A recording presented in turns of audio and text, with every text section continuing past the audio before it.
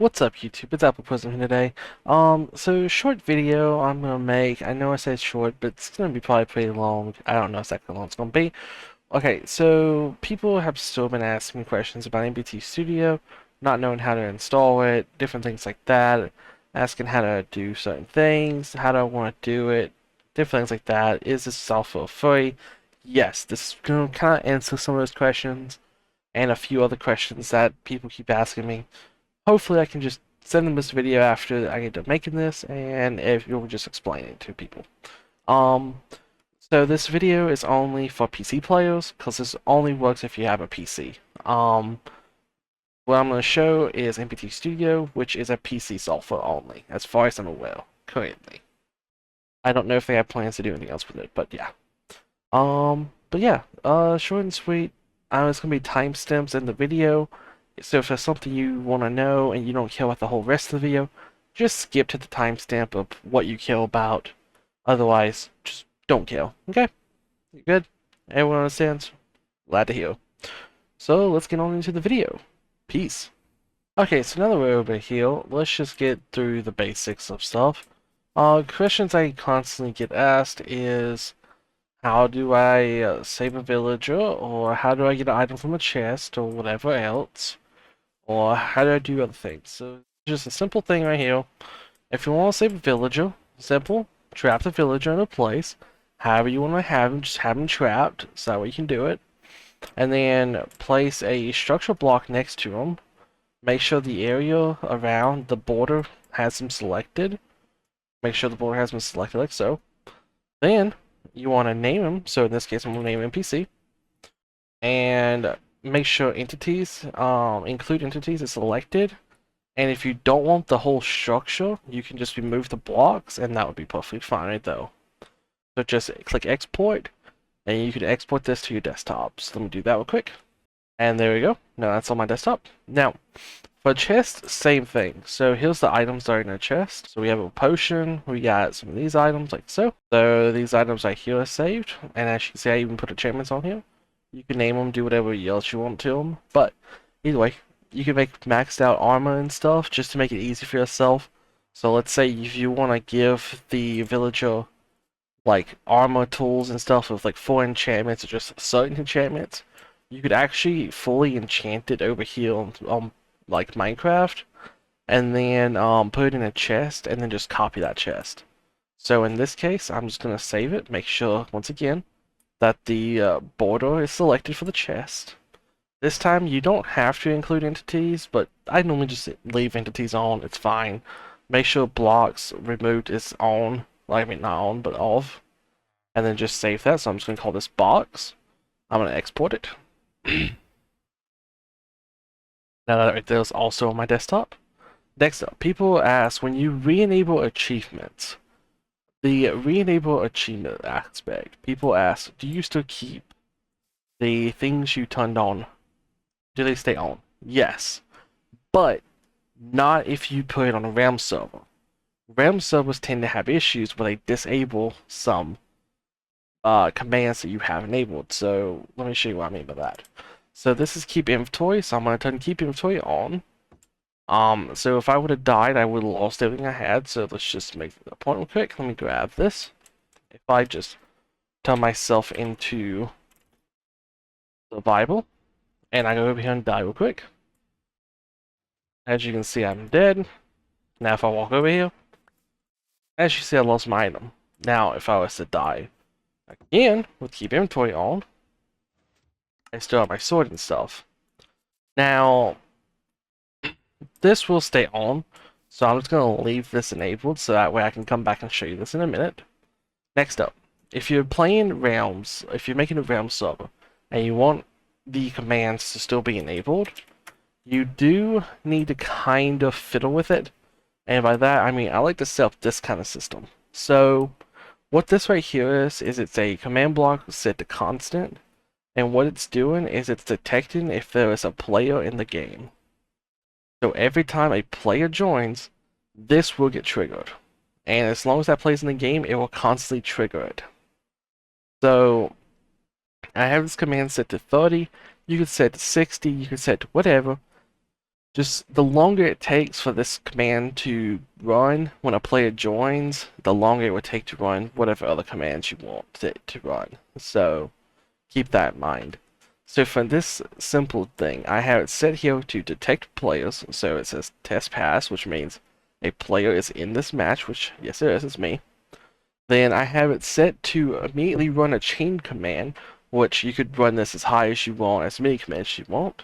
In this case, I just have it set to give at all players speed, so that's what's going on there. And then that's how you would do that. So if you want this command and all the commands above it to constantly be run, every time this bottom command sees a player, it will constantly run, which will immediately activate it. So when players join the RAM, leave the RAM, it will enable, disable, and all that kind of stuff. So that way there's no issues with RAM servers. It just always has commands activated.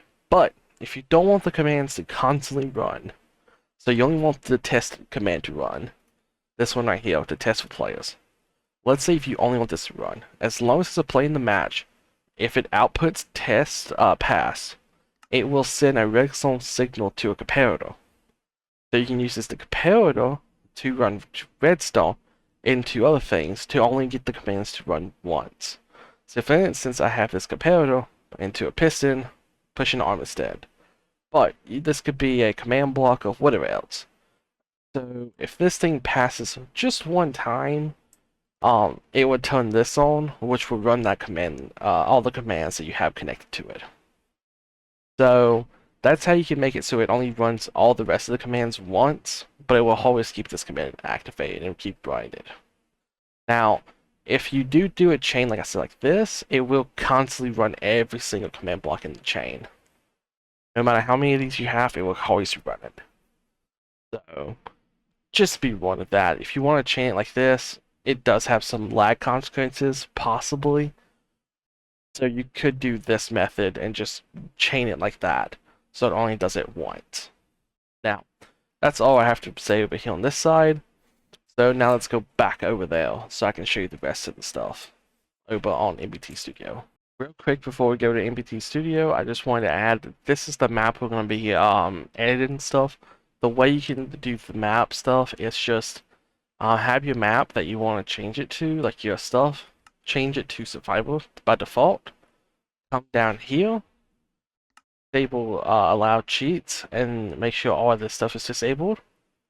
Also make sure there is no behavior packs installed, and if there's no behavior packs and all of the cheats are disabled and all of the experimental stuff's disabled, you can re-enable achievements and stuff. You may also want to leave creative mode if you're in creative mode, and just to make sure it doesn't have any issues. But yeah, as you can see, achievements are disabled. All you want to do, come all the way down here, export void. So just click this, and let me export that to desktop. And just like that, we now have this export. So now we can get over there to NbtStudio. Okay, so this is the product we're going to be using today. It's called NbtStudio. It's a software. And the download link will be in the description for 2 different versions. Pretty much it should take you here. Let me open it up. You should get this link right here. This you can search it, or you can go to this link. It is a GitHub page, and the GitHub page is to this place, which is the creators of the software. So please go show your support, give them some love and stuff for creating an amazing product and software. So please go support them. But either way, when you're here, you could get the source code if you want. But what we're gonna do is just get it download. So there's multiple ways you can do that. Easy way, you can come right over here to releases, click the latest one, or scroll down a little bit right here to where it says NbtStudio, download link, click that. Should take you to a page looking like this. Then, as you can see right here, it says NbtStudio.exe. Just download this, or if yet again, if you want the source code, you can just download it here. But we're just going to be using the NbtStudio.exe file. This is the only one we need. If this is not what you want to do, if you don't want to have to deal with GitHub, you just want a media file link, I will also upload a media file link right here in the description, which will take you straight here. It's the NbtStudio. just click download and it will download through media file. And yeah, so that's all you gotta do. Just download it, and once you download it, it should look a little bit like this. Okay, so once you download it, it should look a little bit like this, NbtStudio. So let's just open it up. This is what it looks like. So first things first, we're going to change icons. So by default, the icons it's going to have is this, the top one. We could, of course, input our own, but we're not going to worry about that. We're going to switch it from the top one to the second one right here. This is the one I prefer using. In my opinion, it just makes it easier. So switch it to the NBT Explorer. That would be the best option for this tutorial. You can change it back later after the tutorial. So this is the program we have. You can check for updates, search, do all that kind of stuff. What we want is we want to get our files. So the files we extracted earlier will be the files we need. So for instance, here is the NPC and chess files that we created, and here is the map file after extracting it. So after exporting the map, this is the map file. These are the two NPC and box files. So let's do this simple. Let's start with the box file, for instance. Here is the box file. So we're going to open this up, and this is what it looks like so. Now, there's a lot of stuff like size right here, which we're not going to touch. Format, just don't touch it. Structure, you pretty much just, you're going to touch the structure file. This is what you're going to be messing with. Just don't mess with anything else. Just leave it all the same. Real quick, I do need to change the sense of that. But yeah, you're going to be messing with the structure files. And just don't mess with the word origins. Just leave structure word origins alone. So once you open structures, you should see this. You have all these options. You're going to go in here, and like so, you see there's nothing here. And underneath this. Because the chess data is not here. It is actually under this tab. And once you go into here, you should see default. Go under default, you should see these. What you're going to do is go to this one, then this one, and now you see it. There's Minecraft/chest. So now we know we're at the chest folder. So now you see this one, go into here, and this is the way it's facing. We don't care about none of this. What we're going to do is go find the contents of the chest. Which, to find the contents of the chest, it is right down here. So if you go into block position data, up underneath here, go in here, block entities, and as you can see, once we go down here, there's a thing called items. The ID is chest, and we got items. So what we're going to do is we're going to open this up. Here are the items we put in there. So let's take a look at them. So, starting us also, we have a splash potion, which is the splash potion we put in there, which I believe was night fishing, I think it was night fishing. The potion damage data, which the damage data is what kind of item it is. So splash potions have a lot of different variants. The 8th version is the version we made, or we have.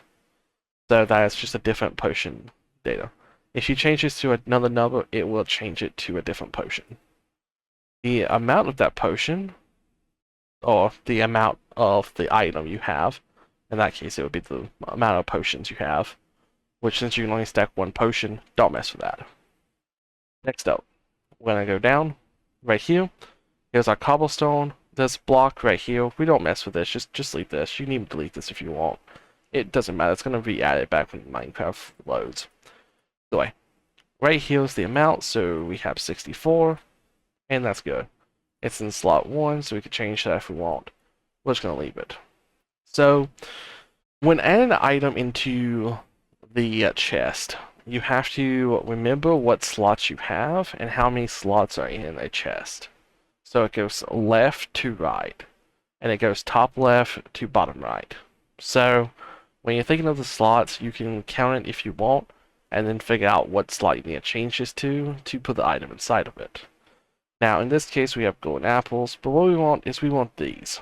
This one right here. This is the sword. So, by default, the sword we put in there had an enchantment. So we see this is a netherite sword. as you can see right here. Now, it has a tag data. Underneath tag data, we have the enchantment layer. Under the enchantment layer, we have the actual enchantment, which is 9 and 1, which 9, the ID for 9 is sharpness, and the level of it is 1. So, there we go. We already know how to bring enchantments and stuff over really fast and easy. So, let's say for instance, if we wanted to add this right here, there will be a link in the description to a website where you can find all the different IDs for enchantments / items and all that. I will leave a link in the description for all of that. You can go there, figure it out what you want by yourself. Just go there and figure all that out. But either way, what we need is when you have an item like a sword, you have to add in order to add enchantments or something to it, or armor, if you want to add it, you have to create one of these boxes, which I believe is, yeah, right there. Add in compact tag. So you want to click on that, and then you have to name it tag, specifically like this, same capital, same lowercase, same everything, right? So name it tag. Then underneath that category, you need to create another rule, and that is called a list tag. So create a list tag. You have to name it this right here specifically, which is enchantments. And then underneath that, you go ahead and make another compact tag. And then underneath that, you make the 2 IDs. So if you want to add more than one enchantment, it's pretty simple. Just go back up here and then create another box and then add the enchantment in here. And that's all you gotta do. And now, just because this is level 1, you could also modify it so it's not just level 1. It could be pretty much whatever you want up to Minecraft Bedrock's limit. So, yeah. Next up, we're going to bring the villager over. So what I'm going to do is I'm just going to come here. I'm just going to create new. I don't care, so let's just go create new, close this. Now I'm going to grab the villager, which is here. Bring the villager over. Now the villager is a little bit different. It's under structure, and then it's under entities, and then here's the villager. This right here's the villager. You could mess with the villager stuff. You could change different things here. For the most part, probably just leave it alone if you don't want to break the villager, because tweaking certain things in here could break the villager. So the main thing we're looking for is offers. Under here, we have resources, or recipes. Recipes is the items it will give and sell. So under here is where you can buy. So BA means it's a single item. So the first item that you're pretty much going to give him is the BA. So in this case, he's asking for wheat, 20 wheat for to buy something. And underneath sale is what you're going to receive on. In this case, it's 1 emerald. Now, as we already saw when we took the item from the box, we could see how it was all listed and stuff, right? So, for instance, we saw how the sword was made, how the enchantments were made, and all that. We could actually just copy that data and bring it over here. So, let's go back and do that real quick, just for the example. So, what you would do is say, for instance, here, you already know where it's at, so we're just going to speed run into here, like so. Going to go down to the sword. Now, when copying the sword, you leave just copy this right here. So in this case, we're just going to come up here, click copy, go back to the NPC. You can put it in your file or like a text explorer of some sort, whichever one, like note prompt or whatever else, just to save it and then copy it over here. For instance, we're going to come back here. So we're going to say sort of sale. We're going to paste in that data we got earlier. So let's just paste that in here. And now, right here, we're just going to either copy the data or put the data in here. The easiest way, honestly, would just be to delete this. Instead of coming in here, clicking up here on this, and then paste it. And now, right here, we're going to just take this. We're going to rename it. So I'm just going to rename the cell, copy it. Here, we're gonna make this cell. It's already cell here, so we need to delete it first. Now we can add cell. So now we're gonna be able to buy that here. And stuff. But yeah, that's pretty much how you would do it. So actually you don't even need the slot, you can just delete that. But everything else here is necessary, so sale, it's gonna pretty much give you one netherite sword with the enchantments underneath here, so forth, which is sharpness 1. Just gonna do that, and that's how we're gonna do it. So that's all you gotta do for that. Now, the NbtStudio is very powerful. This is just the basics of stuff you can do with it, using the structural commands and structure blocks. It also works for Java and Bedrock, so if you play on both platforms, it does work for you. Another thing it do is if you open up a file and you grab yourself. Okay, so I'm having to add this after the fact. I forgot to show this, so I probably should just go ahead and show this. This is how you extract the file onto your PC. If you don't know, I was going to show this to make it easy for anyone that doesn't know. You simply just want to come here. This should be the file, whatever the map name is. Then it should be called .mcworld. You're just going to want to change it, so just right click on it and just change it to a .zip file just to make it easy. So let me do that real quick. Okay, so now it's called a .zip file, and that's all you gotta do. So once you have it called .zip, all you gotta do is just open it in whatever file extraction tool you have, whether it's 7-zip, whether it is WinRAR, whatever. Just open it in your file explorer or whatever you have to open it. Just open it up. It should look a little bit something like this.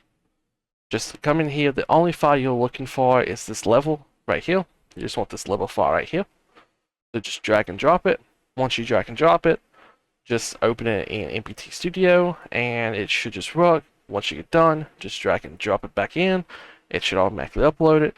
If not, you might have to extract all the files and then make it into a compression file again, whatever. And then once you do that, just come back here. I'm just going to rename it back to mcworld. So after doing it, once you get back to this point, you should just have it called mcworld. Just double click this and it will immediately try to launch it.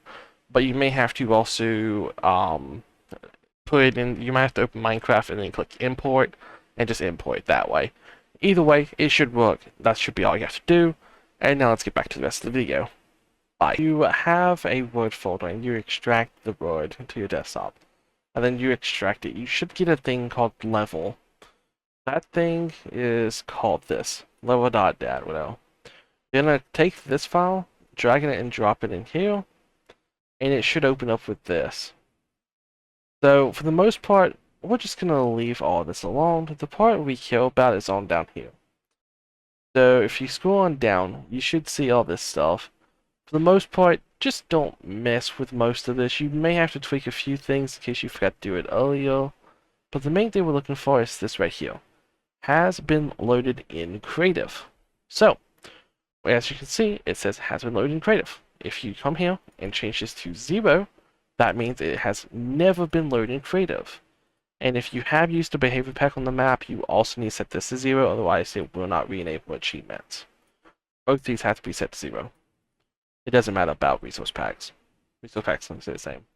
But yeah, these two right here both need to be set to 0. I have noticed if you have resource packs locked in the thing, it will just make it to where it don't work. Sometimes you can bypass it, but it gets kind of buggy. It's complicated. Just set it to 0. Just make it easy for yourself. Yeah, after setting this to 0, it will turn the game back to survival. As long as you disabled creative and all that. You can also come right here and enable the keep inventory, for instance, and you do a bunch of stuff like set spawn, set certain other commands in here. A lot of useful stuff if you want to come in here and just pay attention and look around. But we really don't care about any of this stuff. We're just going to leave it. So just make sure you save the file after you get done editing it, and that would be that. So now that we completed all that, that's pretty much it with NbtStudio. If you want to know how to extract this and put it on a file, for instance, put it in your Minecraft map, you do need to make it a behavior pack in order to bring structural files in. So NBTs, like the NPCs and stuff, after adding it, you do need a behavior pack. I have a whole separate video showing how to do all that stuff. Go look at that video just so I don't have to repeat myself on all that. This video is just really simple about the stuff you do. I hope I cleared up some information about this. I know I'm not the best at this, and I hope it all works. So yeah, hopefully this all works. If people are still confused, I would try to help you in the comment section. Yeah, that's really about it. Yeah, hopefully everyone has a good one. Peace out. Have a good day. Have a good night. Have a good life. Peace out.